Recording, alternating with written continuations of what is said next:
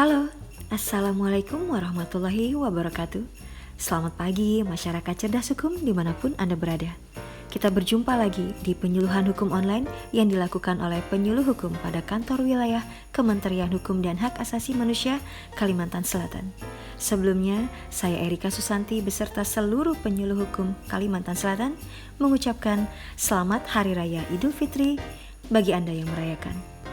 Belakangan ini, istilah new normal ramai dibicarakan seiring dengan wacana relaksasi atau pelonggaran pembatasan sosial. Masyarakat pun dituntut untuk hidup berdamai dan berdampingan dengan COVID-19 yang belum tahu kapan pandemi ini akan berakhir. Saat ini, masyarakat Indonesia diminta untuk bersiap menuju new normal atau kehidupan baru di tengah wabah corona sambil kita menunggu vaksinnya akan ditemukan. Dan dalam penyuluhan hukum online kali ini, kita akan membahas mengenai apa itu new normal dan apa yang harus kita lakukan apabila pemerintah menerapkan new normal di seluruh provinsi, terutama di tempat tinggal kita. Untuk lebih jelasnya, mari kita simak. Nah, sebenarnya apa sih yang dimaksud dengan new normal itu? New normal adalah perubahan perilaku untuk menjalankan aktivitas normal. Pemerintah Indonesia mengajak seluruh elemen masyarakat untuk memulai hidup baru dengan mengubah perilaku dan menyesuaikan diri di tengah pandemi COVID-19. Presiden Joko Widodo pun meminta masyarakat untuk bisa hidup berdamai dengan COVID-19 sampai vaksin yang efektif ditemukan. Bisa hidup berdampingan dengan COVID. Yang kemarin saya bilang kita harus berdamai dengan COVID.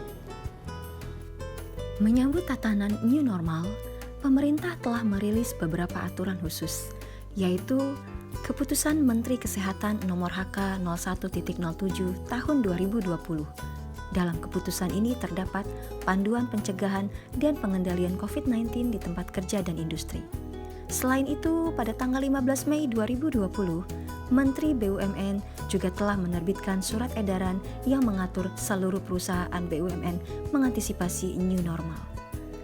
Dan bagi aparatur sipil negara memiliki panduan dalam bekerja yang tertuang dalam surat edaran Menteri Pendayagunaan Aparatur Negara dan Reformasi Birokrasi nomor 58 tahun 2020 tentang sistem kerja pegawai ASN dalam tatanan new normal. Dan masih banyak lagi aturan hukum lainnya. Sebagai warga negara yang cerdas dan berbudaya hukum, kita wajib mengapresiasi langkah pemerintah dalam menerapkan new normal.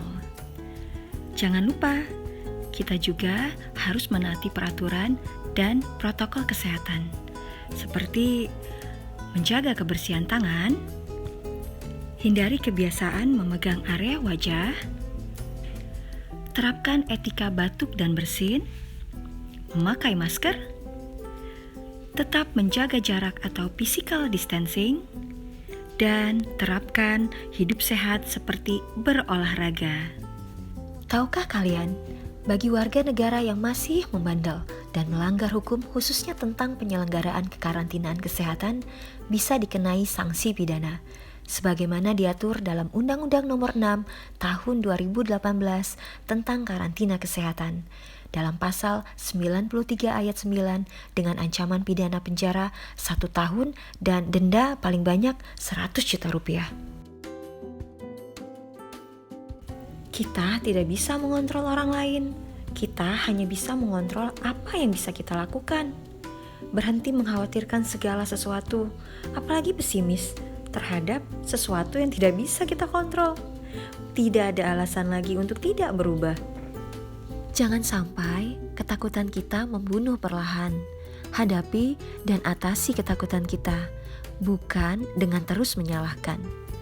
Pesan kami, bila tidak bisa membangun, jangan merusak. Bila tidak bisa membantu, setidaknya jangan mengganggu. Mari saling sinergis dan menguatkan mengatasi bencana COVID-19 ini. Kita sambut era new normal dengan berkontribusi maksimal, dengan berperilaku disiplin, patuh, dan saling menguatkan. Ayo, kita bersiap, tidak takut ataupun menolak. Bismillah, Indonesia pasti bisa melalui ini semua. Wassalamualaikum warahmatullahi wabarakatuh. Salam pembaharuan. Kumham pasti.